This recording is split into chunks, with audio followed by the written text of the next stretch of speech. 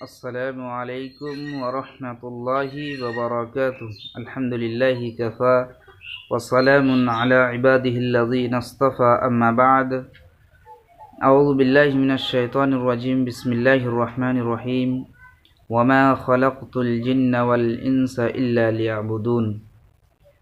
محترم ناظرین، سامعین حضرات، آپ کا اسلامک ETC ٹی وی میں استقبال ہے اور رمضان المبارک آپ کو مبارکباد پیش کرتا ہے۔ اگر آپ اس چینل پر نئے ہیں تو آپ چینل کو سبسکرائب کریں، اور اگر رمضان کے متعلق کوئی آپ کے ذہن میں سوال ہے تو آپ اپنا سوال کمنٹ باکس میں کر سکتے ہیں، چاہے اردو زبان میں ہو یا بنگلہ زبان میں ہو یا انگلش میں ہو یا پھر آپ کا سوال عربی میں ہو۔ ان 4 زبانوں میں سے آپ کوئی بھی زبان میں اپنا سوال بھیج سکتے ہیں۔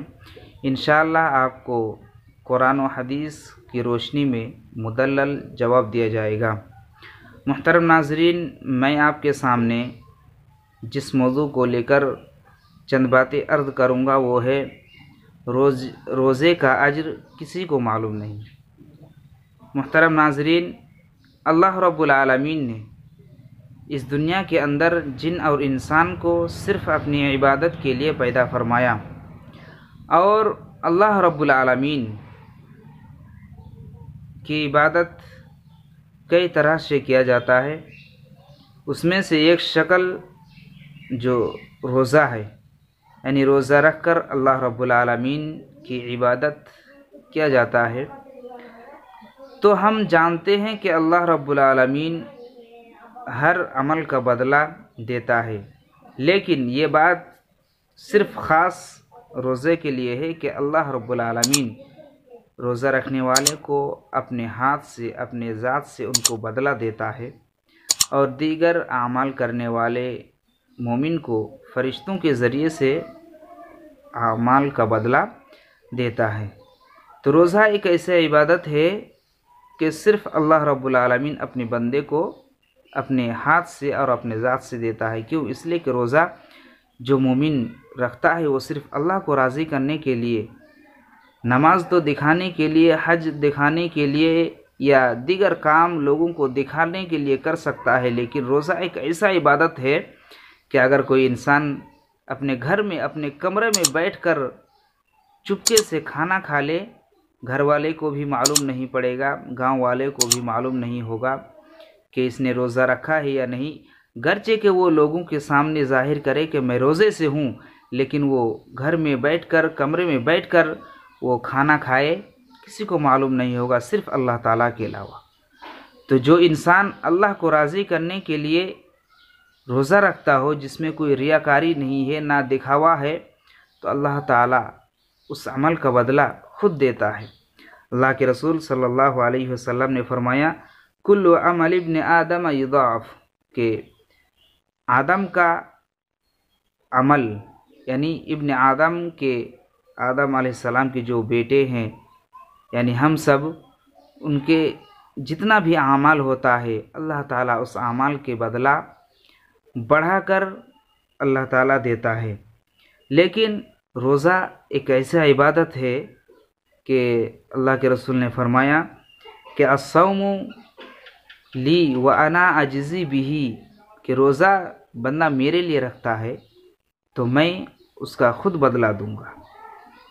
کیوں؟ اس لیے کہ وہ روزے کے حالات میں جب ہوتا ہے، کھانے کو، پینے کو اور دیگر شہوت کی چیزوں کو اور دن کی لذت کی چیزوں کو کڑوی دھوپ میں اور کڑکتی ہوئی اور سورج کی اس تپتی ہوئی دھوپ میں اور گرمی کے دن میں وہ اللہ تعالیٰ کو راضی کرنے کے لیے روزہ رکھتا ہے، تو اللہ تعالیٰ اس کو خود بدلہ دیں گے۔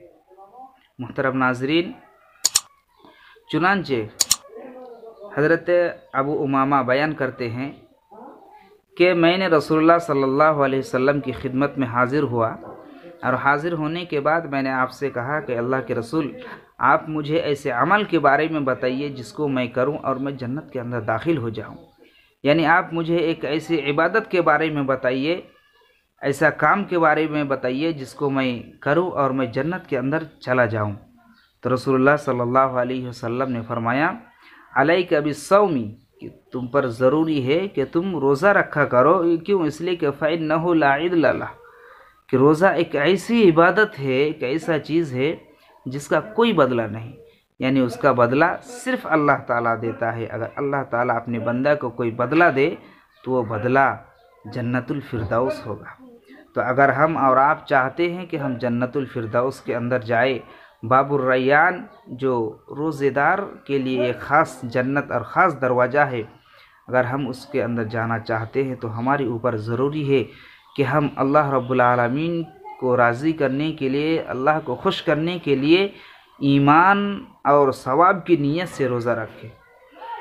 اگر یہ دو شرط آپ کے روزے میں نہیں ہے تو آپ کا روزہ بیکار ہوگا.